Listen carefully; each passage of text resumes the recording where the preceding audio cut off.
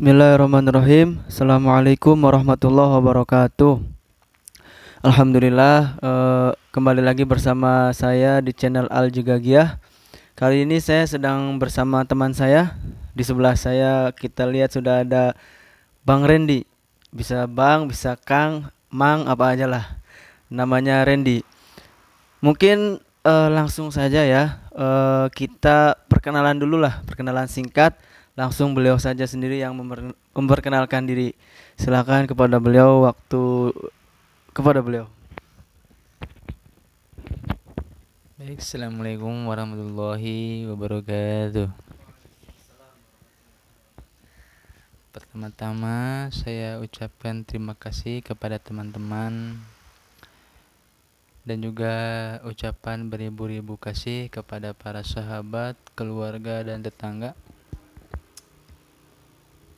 Alhamdulillah, terima kasih juga kepada Bang Pahdi yang telah mengeluarkan waktunya untuk berkomunikasi interaksi langsung secara individu dan pribadi ya Bang.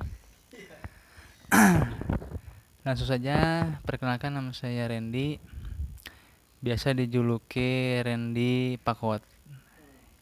Jadi artinya waktu itu Randy doang, nggak ada kepanjangan, singkat kata akhirnya menjadi Randy Pakot.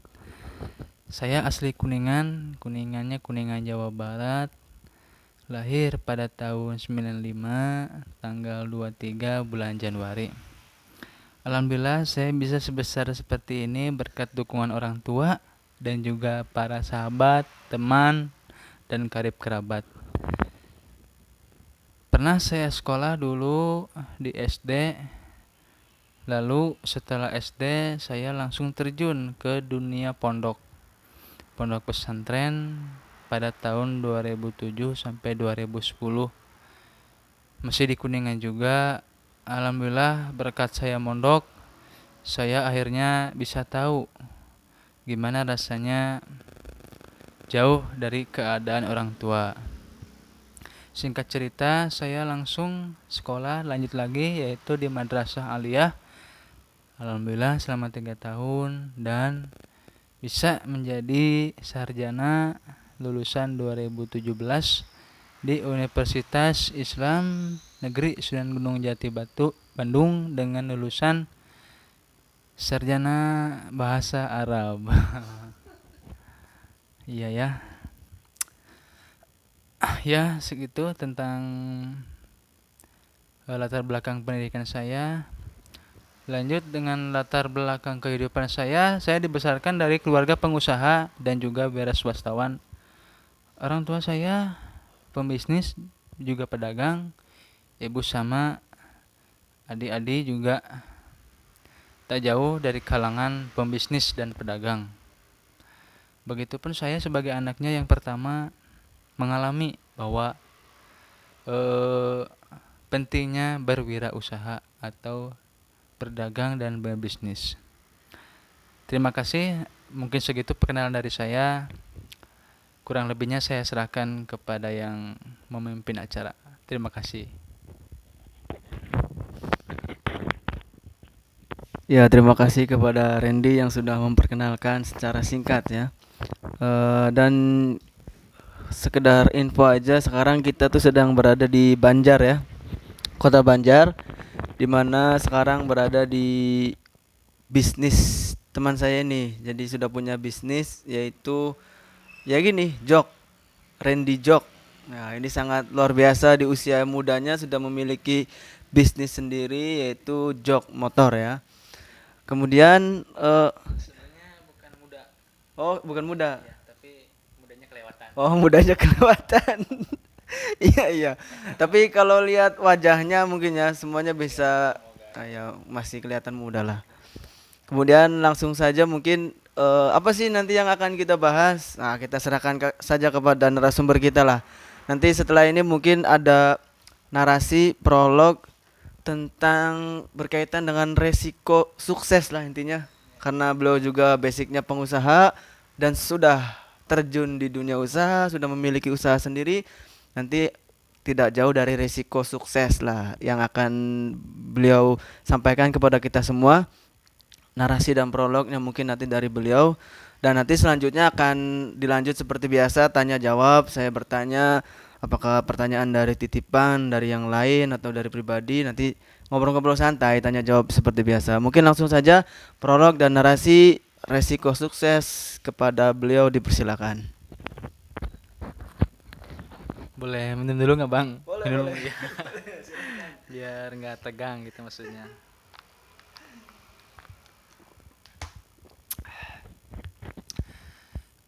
Mengenai pembicaraan kita yaitu tentang resiko sukses ya bang.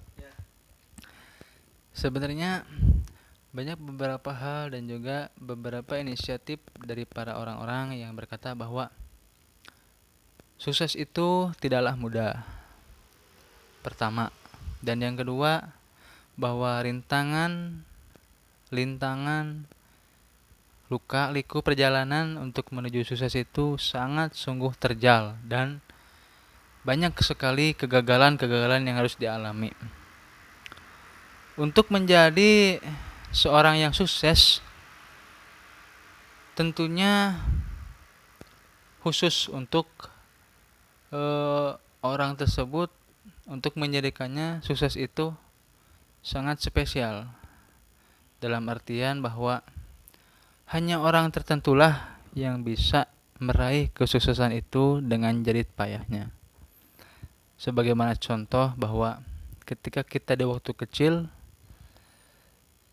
dilahirkan ke dunia ini, begitu dilahirkan kita menangis, lalu digendong oleh ibu bapak kita ya, digendong, terus akhirnya beranjak ke usia selanjutnya, ingin belajar berdiri, menangis lagi, jatuh lagi, ingin belajar berdiri sampai akhirnya bisa berdiri, dan di tahapan keduanya belajar berbicara gitu kan, dengan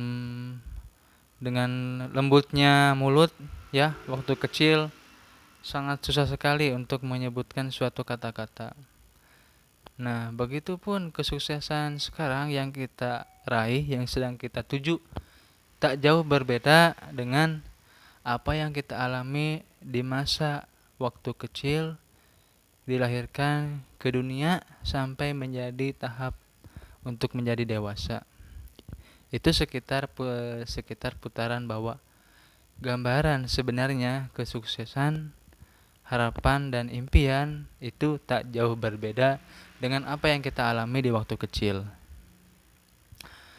Mengenai resiko, orang tentunya berpikir bahwa seburuk apapun, seberat apapun, dan sebesar apapun pantangan resiko untuk orang-orang yang siap menjadi sukses, sungguh sangat berat sekali dihadapi, dan juga hanya beberapa orang yang siap mengambil resiko tersebut. Karena kenapa? Logikanya begini aja. Ketika kita makan pasti buang air. Setuju nggak? Gitu kan? Ketika kita makan pasti buang air. Gitu. Nggak bener dong kalau misalkan kita makan masa dipendam terus kan di perut, nggak bakalan kan, yang nantinya malah jadi ngebeldak gitu kan. Iya, malah jadi penyakit nantinya. Nah, resiko pun seperti itu. Jadi apapun yang kita miliki, apapun yang kita punya, suatu saat pasti akan menjadi korban. Suatu saat pasti akan dikorbankan. Seperti itu. Itu resiko menurut saya. Karena yang namanya sukses perlu pengorbanan. Setiap orang yang berkorban gitu kan, perlu pasti siap menghadapi resiko. Itu intinya. Jadi intinya pengorbanan gitu kan, dan akhirnya siap menghadapi resiko. Begitu. Jadi kalau orang yang siap beresiko berarti dia siap berkorban. Simpelnya seperti itu saja. Kalau orang sudah berkorban, pastinya tentunya sudah siap menghadapi resiko. seperti itu. Nah, lalu seperti gimana sih resiko sukses gitu kan ya? Resiko untuk sukses sebenarnya banyak sekali yang dialami para orang-orang yang sudah sukses duluan. Sebenarnya tidak jauh berbeda apa yang mereka lakukan di waktu di waktu masa lalunya sehingga sekarang menjadi orang yang besar, orang yang hebat. Begitu. Sebenarnya tidak jauh. Cuman resiko sukses menurut saya itu hanya dua hal. Pertama, prinsip, dan yang kedua bertanggung jawab. Prinsip so- ngomong soal prinsip itu tidak jauh kaitannya dengan visi dan misi, tujuan hidup begitu. Jadi ketika orang berprinsip, otomatis dia mempunyai program. Dan orang yang sudah mempunyai program, tentunya dia siap menggapai tujuan. Itu prinsip. Yang kedua, bertanggung jawab. Sangat mudah dikatakan di mulut dan sangat susah ketika dilakukan. Karena yang namanya tanggung jawab itu sungguh sangat berat. Apapun yang kita lakukan, maupun yang terkecil sampai yang sedang sampai yang terbesar, itu semuanya perlu didasari dengan rasa tanggung jawab. Karena apa yang kita lakukan hari ini akan menentukan masa esok hari. Itu apa yang kita perbuat hari ini itu akan menimbulkan hasil di masa depan yang akan datang. Gitu. Jadi intinya, seburuk apapun, sehebat apapun, dan seterjal apapun perjalanan kita hidup, kalau kita siap bertanggung jawab dan siap menghadapi resiko, tidak akan susah dan tidak akan susah payah bisa menggapai kesuksesan itu. Karena udah jelas bahwa prinsip dan tanggung jawab itu adalah dua kunci ketika kita menghadapi resiko untuk menuju sukses. Seperti itu. Sangat jarang sekali orang-orang berkata bahwa saya nih seperti ini, orangnya seperti ini. Biarkan orang yang berkata-kata apa tentang saya. Nyatanya di belakang seolah kita terpuruk. Seolah kita berpikir bahwa kok saya seperti ini, kalau orang lain udah seperti itu. Nah, kita kapan seperti mereka-reka? Nah, banyak yang berkata seperti itu. Gitu kan. Itu menurut saya adalah perspektif dan juga perkataan orang itu, yaitu hanya menimbulkan kelemahan diri sendiri. Jadi hanya menonjolkan kelemahannya, begitu. Itu ciri orang-orang yang mau gagal, biasanya seperti itu. Kenapa sih saya hanya seperti ini terus? Nah, jadi itu hanya dari ucapan itu dia itu seolah-olah ingin menimbulkan atau memunculkan kelemahannya gitu. Tapi kalau bagi saya, ketika saya seperti ini dan orang lain seperti apa, biarkan. Karena kenapa? Karena setiap orang kan punya plus minus, punya kelebihan masing-masing. Apapun yang itu terjadi, prinsip dan tanggung jawab kita udah kita pegang masing-masing. Masalah berhasil atau tidak, itu tergantung usaha kita. Gitu. Penyesalan, kekecewaan, pengorbanan, kita harus siap untuk menghadapi hal seperti itu. Yang paling penting adalah kuncinya sabar. Sabar itu emang gimana ya, rasanya ya bisa dikatakan pahit juga, tapi ya ujungnya kan manis ujungnya gitu kan. Ya pada intinya waktulah yang akan menjawab, seperti itu. Mungkin cukup tentang resiko sukses dari saya. Saya kembalikan ke Bang Pahdi. Wow, luar biasa sekali ya. Mungkin boleh kita aplaus mungkin ya kepada beliau. Saya sangat percaya ada orang yang bilang apa ya bahasanya, serendah-rendahnya orang yang lulusan kuliah atau sarjana, tetap ada bedanya dari segi berbicaranya. Itu saya dapat dari teman, katanya gitu. Walaupun sarjana gagal, sarjana madesu, tapi sesuram-suramnya sarjana dari segi omongan itu pasti beda dengan yang non sarjana katanya ya. Katanya, dan ini membukti sekali ya gimana tadi ucapan beliau itu. Wow, perlu bener-bener analisis yang kuat, pelan-pelan memahaminya. Mungkin kalau yang belum biasa agak gimana, belum menyampaikannya penuh dengan, dalam tanda kutip kalau dalam bahasa Arab tuh uslub. Uslub itu gaya gaya bahasa, kayak beliau memiliki gaya bahasa tersendiri yang sebenarnya nanti akan jelas ya. Mungkin harus perlu pemahaman yang kuat ya. Sangat bagus kalau dalam bahasa Arab mah perkataannya tadi mengandung balago, mengandung uslub yang sangat luar biasa. Ya semoga semuanya bisa memahami lah. Sampai-sampai tadi ketika beliau berbicara panjang lebar, di dalam benak saya itu muncul beberapa pertanyaan, saking banyaknya malah lupa mau nanya apa. Akhirnya blank. Ya, mungkin langsung saja. Tertarik tadi dengan statement awal ya. Analogi beliau bahwasanya di usia kita dewasa ini gambaran di masa kecil ya. Kita dulu menangis, air mata, sekarang di dewasa kita menangis dengan keringat mungkin ya. Kemudian dulu kita jatuh bangun belajar jalan, belajar ngomong. Sekarang juga kita untuk mencapai sukses itu apa ya? Ya jatuh bangun, jatuh bangun.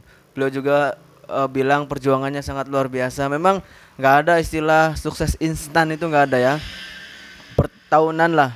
Yang sukses itu nanti yang sabar itu, yang bertahan bertahun-tahun menjalaninya itu mungkin. Nah kemudian sekarang langsung simple lah pertanyaannya, mungkin di luar dari yang beliau sampaikan. Sebenarnya makna sukses itu apa sih, Bang Randy? Ini menurut pandangan Bang Randy aja dulu ya. Kita mungkin nanti samakan persepsi untuk bisa menghasilkan sukses itu apa sih. Contoh gini Bang Randy ya. Ini mohon maaf. Misalkan ada orang yang memperdebat misalkan. Loh kok kuliah kok malah usaha, ijazahnya buat apa? Nah, nggak sukses dong. Nah itu kan seolah-olah sukses tuh dimaknai oleh mereka sendiri, bahwasanya sukses tuh harus di kantor, sukses tuh harus ijazahnya kepake. Nah makanya yang perlu kita garis bawahi, kita temui adalah makna sukses itu sendiri apa sih? Sukses itu apakah memiliki pangkat? Apakah hanya uang banyak? Apakah punya rumah banyak? Sukses itu kan luas. Nah makanya kita satukan persepsi ini. Nanti Bang Randy apa kira-kira pandangan memaknai sukses itu kayak apa sih? Yang sukses itu yang kayak gimana sebenarnya? Silakan mungkin dari pandangan Bang Randy. Udah mulai ke arah sukses berarti ya, ke pembicaranya. Menurut pribadi saya bahwa banyak orang mengatakan sukses biasanya identik dengan hasil, bukti maupun gambaran ke depan. Banyak yang berkata bahwa dari nol sampai akhirnya menjadi besar itu adalah sukses, dengan bukti bahwa mempunyai dan keinginan sesuatu, punya A, punya B, punya C, bahkan sampai Z, itu adalah gambaran sukses. Cuman bagi pribadi saya, sukses tidak bisa diartikan seperti itu, gitu kan. Karena kesuksesan adalah satu kata yang mengandung beberapa makna kehidupan. Makna kehidupan di sini yaitu diambil dari berbagai pengalaman. Seperti itu. Contohnya, pengalaman saya seperti ini berbeda dengan pengalaman Bang Padi. Gitu kan. Tentu kan. Nah, ternyata masing-masing juga punya kesuksesan sendiri. Punya gaya kesuksesannya masing-masing. Dengan gaya hidup saya seperti ini, dengan Bang Padi gaya hidupnya seperti itu, tentunya pasti memiliki cara dan gaya motif kesuksesannya masing-masing. Itu yang pertama. Jadi jangan diartikan bahwa kesuksesan adalah hasil, buah, bukti. Tidak bisa. Yang keduanya, sukses itu adalah proses. Itu menurut saya. Jadi sukses adalah proses. Apapun yang kita lakukan dari kecil ketika keluar dari rahim ibu sampai ke dunia, sampai bisa sebesar seperti ini, itu bagi saya juga adalah sukses. Itu karena eh, ketika kita menjalani kehidupan ini, ketika jatuh, bangun, terpuruk, menderita, bahagia, senang, itu semua adalah perjalanan sukses. Begitu. Jadi jangan salah paham bahwa semua orang sukses. Gitu kan. Mau yang biasa saja, mau yang menengah, mau yang paling tinggi, mau ya mulai dari yang miskin, yang menengah sampai yang kaya, itu semuanya mengalami yang namanya sukses. Begitu. Cuman motif dan gayanya itu sesuai kadar masing-masing. Seperti itu. Jadi tidak hanya hasil atau bukti, melainkan bagaimana cara ketika melewati rintangan kehidupan yang dia alami.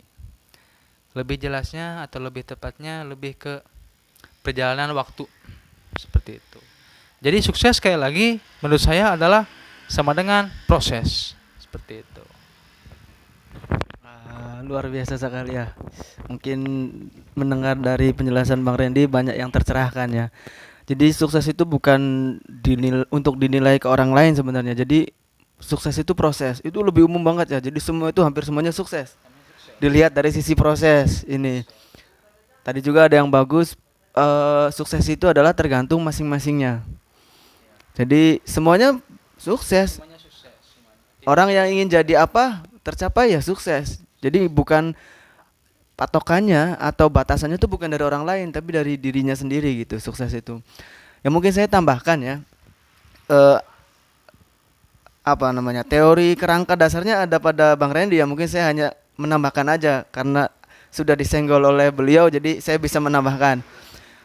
Jadi sebenarnya sukses itu dari diri sendiri itu yang saya suka ya. Jadi contoh lah misalkan si A dari kecilnya pengen jadi punya lembaga pendidikan. Ketika dia jadi punya lembaga pendidikan, ya sukses. Walaupun lembaga pendidikannya belum berkembang. Walaupun segitu-gitu aja penghasilannya dalam kasat mata, tapi bagi dirinya sudah sukses. Walaupun orang lain pasti, aduh itu apa itu penghasilannya segitu-segitu aja. Dilihat oleh pejabat, dilihat oleh artis misalkan itu dianggap gak sukses. Ya terserah. Sukses itu bukan untuk menilai orang lain tapi diri sendiri. Jadi Bang Randy sekarang sukses, walaupun mungkin di luar sana banyak yang bilang, loh kok sarjana kok malah pengusaha jok, gini-gini. Tapi menurut beliau misalkan cita-cita pengen jadi pengusaha, sekarang tercapai berarti beliau sudah sukses. Nah itu jadi jangan untuk menilai orang lain sukses dia. Jadi sukses itu masing-masing orang punya takarannya sendiri ya. Nah belum lagi secara hati, ya pribadi pernah dapat teori atau pengalaman bahwasanya sukses yang sejati itu ujung-ujungnya adalah kebahagiaan, Bang Randy. Kebahagiaan.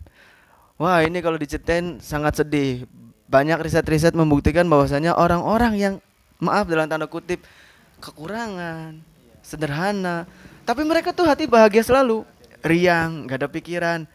Sedangkan yang di atas, mohon maaf, misalkan berkecukupan atau misalkan mewah, tapi kadang untuk bahagia aja susah. Banyak pikiran, masalah anak lah, inilah, itulah. Jadi mana yang sukses menurut perspektif ini, pandangan ini, sudut pandang ini? Yang bahagia dong.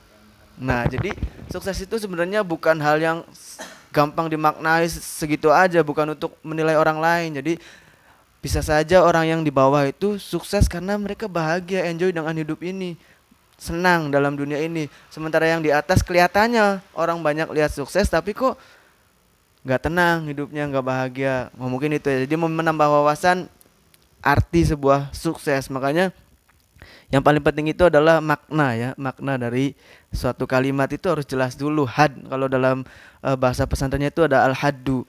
Al-haddu itu harus menyeluruh. Batasannya harus, misalkan kata sukses, hadnya apa? Harus dibatasi. Semua wilayah sukses itu harus dibatasi di had. supaya sukses itu jelas. Nah gitu mungkin sangat luar biasa sekali ya. eh Tadi saya menarik juga tentang kunci beliau, prinsip dan tanggung jawab. Kalau prinsip mungkin semua orang masing-masing ya, beda-beda prinsip ya. Makanya nggak usah ngurusin kehidupan orang lah. Contoh Bang Randy kok sarjana kok malah usaha ngejok, udah ngajar di kantor, di pemerintahan, S1-nya dipakai dong ijazahnya. Beliau punya prinsip sendiri, jangan ganggu gugat, ya kan? Nah, prinsip itu nggak usah diganggu gugat, nggak usah urus aja prinsip masing-masing.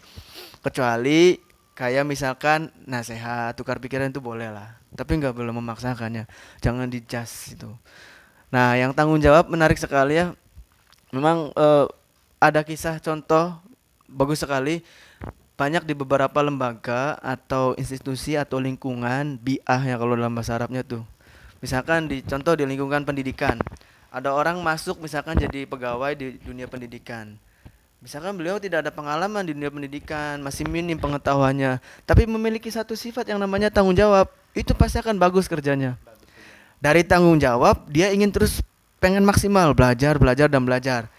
Nanti bisa jadi kalah yang punya kompeten tapi kurang tanggung jawab, akan kalah di dunia apapun. Misalkan di bisnis yang nggak punya nggak punya pengalaman sama sekali, ilmunya kurang tapi tanggung jawab, dia akan belajar terus karena tanggung jawab. Nah itu sangat mantap sekali ya. Kemudian pertanyaan selanjutnya nih untuk para penonton, gimana sih Bang nimbulin prinsip yang kuat pada diri sendiri tuh? Yang tadi kata Bang Randy, nggak usah mikirin perkataan orang lain. Yang justru kalau mikirin perkataan orang lain malah melemahkan diri kita sendiri. Itu sangat bagus sekali ya. Gimana sih caranya kita punya prinsip yang kuat pada diri kita, jati diri kita gitu? Dan gimana caranya kita bisa menjadi orang yang bertanggung jawab? Dari mana? Ternyata banyak pertanyaan juga ya. Sampai-sampai lebih mendalam gitu ya. Ya bagus. Dari sukses terus bisa bertanggung jawab, prinsip, dan akhirnya bagaimana sih cara menimbulkan hal tersebut gitu kan ya. Prinsip dan tanggung jawab. Tanggung jawab gitu kan.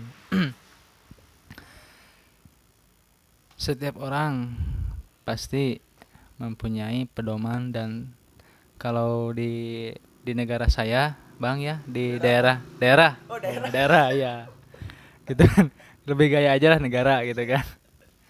Kalau di kampung saya biasa disebut dengan taufik. Taufik. Taufik Taufik. ya, ya nggak jauh dari kata seperti itu, taufik. Tapi orang-orang yang di kampung saya menyebutnya taufik. Mereka berkata di Kuningan.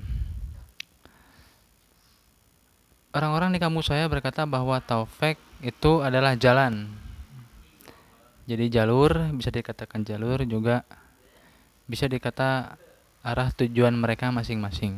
Itu asalnya dari situ, dari kata-kata itu. Nah, berhubung udah percaya hal yang seperti itu, nah seiring berjalannya waktu, akhirnya mereka selalu menimbulkan rasa kepercayaan diri, selalu menimbulkan rasa bahwa saya ini orangnya seperti ini, kadar saya seperti ini, plus minus saya seperti ini, maka inilah saya gitu. Itu prinsip gitu. Jadi tidak jauh dari pengaruh lingkungan juga sebenarnya bang gitu. Orang yang berprinsip itu biasanya gimana dulu awalnya. Orang yang punya tanggung jawab, orang yang siap bertanggung jawab dan mempunyai prinsip biasanya gimana dulu awalnya. Nah, seperti itu biasanya. Karena nggak mungkin dong orang-orang tiba-tiba biarin lo mah gitu kan, biarin lo mah kayak gitu orangnya, gue mah seperti ini, ya udah gue seperti ini, gue adanya. Nggak mungkin. Orang akan berpikir inilah saya, pasti mempunyai latar belakangnya dulu. Apakah dia mengalami kekecewaan? Apakah dia mengalami rasa sedih? Apakah dia juga mengalami rasa pahit? Gitu kan, sehingga apapun yang dia lakukan ternyata tidak bisa digapai dengan semudah itu. Nah, dari situlah dia berpikir, ternyata inilah saya, kemampuan saya seperti ini, inilah saya, berbeda dengan orang lain, maka terjadilah sayalah mempunyai prinsip seperti ini, inilah prinsip saya. Seperti itu yang pertama. Biasanya seperti itu, Bang, kalau menurut saya. Jadi, bagaimana awalnya si orang tersebut sehingga bisa menimbulkan yang namanya prinsip mereka. Begitu. Nah, yang kedua, untuk menimbulkan dan meneguhkan prinsip diri pribadi tentu tidak mudah. Gitu. Soalnya ini nantinya nyambungnya ke masalah hati, Bang. Masalah hati. Bisa dianalogi seperti ini. Kita berpikir, bukan berpikir, kita bicarakan dulu masalah hati. Kalau hati kan kalau dalam bahasa Arab namanya kolbu ya. Kolbu kan. Nah, tapi kalau saya lihat dari tafsiran orang-orang lain, itu artinya bolak-balik. Nah, kolaba dari kolbu menjadi kolaba. Asal katanya kolaba. Jadi yang tadi artinya hati ada tafsiran lain jadi bolak-balik seperti itu. Makanya kita harus paham dulu. Jadi sebelum ke prinsip itu gimana kondisi hatinya kita dulu. Nah, damai. Takutnya kan nanti udah punya prinsip seperti ini, diputusin sama ceweknya malah pundungan gitu. Ya kalau nggak jadi prinsip lagi kan gitu, gitu ya. Tahu-tahu kan, wah saya punya prinsip nih, hebat nih, kuat, saya nggak bisa diganggu. Ya tahu-taunya nggak dikasih uang sama orang tua malah cengeng. Akhirnya gagal lagi prinsipnya, labil lagi. Seperti itu, Bang. Jadi masalah prinsip itu disandingkan dengan masalah hati.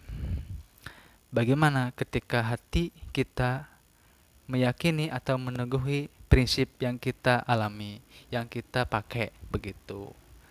Nah, untuk masalah bicara hati emang sebenarnya nggak bakal cukup 2 jam sih, Bang. Kalau soal masalah hati ya. Jadi singkatnya aja. Untuk masalah hati sebenarnya butuh yang namanya keyakinan, butuh yang namanya kesadaran diri. Seperti itu, Bang. Jadi kalau orang kan gini berpikir ya, bahwa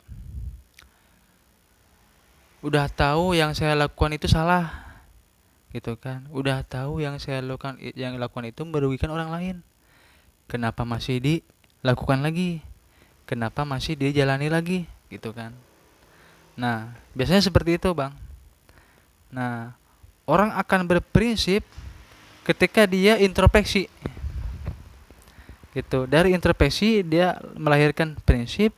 Nah, dipikir bolak-balik, diperhitungkan olehnya, maka teguhlah prinsip dia. Gitu. Jadi awalnya dari peristiwa biasanya, kejadian yang dia alami maupun dari kegagalan atau kesalahan atau bahkan sampai merugikan orang lain, dia akhirnya sadar diri, timbullah rasa prinsip dan siap bertanggung jawab. Seperti itu, Bang. Jadi awalnya dari kondisi hati, bagaimana hati menerima kenyataan, timbullah yang namanya rasa prinsip, siap bertanggung jawab dan menyadari diri inilah saya, seperti itu. Ya luar biasa ya. Mungkin kalau dikerucutkan ini persis apa yang disampaikan Bung Karno. Bahwasanya kita harus memiliki jati diri. Sebuah negara harus memiliki jati diri yang kuat. Intinya sebenarnya dari kesimpulan yang beliau katakan mengenali diri sendiri. Intinya setiap manusia itu kadang susah untuk mengenali diri kita itu seperti apa sih. Kadang manusia nggak sadar kita punya kekurangan ini, kita di bidang ini yang lebih cocok. Jadi kita harus bisa mengenal diri sendiri. Kadang kan kalau orang gini, Bang, maaf ya, jadi udah tahu dia itu segitu kemampuannya, tahu-tahu kan dilebih-lebihkan, gitu kan. Udah tahu dia tuh taunya seperti itu, malah sok tahu. Itu biasanya seperti itu. Jadi mengenali diri sendiri intinya ya. Bahkan kalau ditarik ke jalur agama juga jelas dikatakan Man arafa nafsahu faqad arafa rabbah. Siapa yang mengenali dirinya sendiri, bisa mengenali dirinya sendiri, maka akan mengenali Tuhannya. Jadi untuk kenal Tuhan harus mengenal diri kita sendiri. Wah, itu panjang, bisa berjilid-jilid kalau dibahas ya. Mungkin kalau yang penasaran datang aja ke Bang Randy, sharing-sharing ini penuh dengan ilmu ya beliau ini. Jangan lihat casingnya tukang jok ya, nggak boleh. Otaknya seperti pejabat. Silakan datang-datang aja ya, apa silaturahmi ke Bang Randy dan ke saya juga nggak jadi masalah. Menarik sekali ya. Jadi intinya banyak hal yang bisa kita buka ya, pemikiran dibuka lebar. Ya terutama itulah intinya, jangan sampai kita tuh gunakan prinsip kita untuk orang lain. Gunakan sukses kita untuk orang lain. Semua orang memiliki prinsip masing-masing, memiliki takaran kesuksesan masing-masing. Orang yang ingin jadi kiai misalkan, ya suksesnya pas jadi kiai. Jangan sampai orang yang lain, idih jadi kiai nggak sukses itu, sekolah sampai dokter kok hanya jadi kiai, gajinya nggak jelas. Nah kamu suksesnya versi kamu kok. Nah kan harus beda. Apa namanya, suksesnya bagi yang cita-citanya menjadi kiai ya jadi kiai. Jadi nggak usah ini kan. Bahkan kalau kita bisa tarik tadi kebahagiaan, sukses seseorang tuh kalau bahagia. Nah itu apalagi ditarik ke akhirat bang. Ah lebih panjang lagi sukses yang benar-benar tuh seperti apa yang di akhirat gitu. Mungkin sebelum ditutup ya, sebelum akhir mungkin ada nggak pesan-pesan untuk para pemuda, siswa, pelajar, mahasiswa, kayak pesan-pesan lah, apa tentang apa aja mungkin yang ingin Bang Randy sampaikan nih pesan-pesannya, silakan. Pesan dari saya hanya ya pesanan pesanan makanan emangnya ya. Sebenarnya tidak bertele-tele ya. Hanya ingin mengucapkan dan hanya ingin berkata bahwa halangilah rasa sulit gitu kan, dan gapailah kemudahan, seperti itu. Jadi intinya bahwa apapun yang kita alami, apapun yang kita lakukan, jangan dipersulit. Anggap saja semua itu mulai dari A sampai Z, anggaplah itu mudah. Take it easy, gitu aja. Gitu.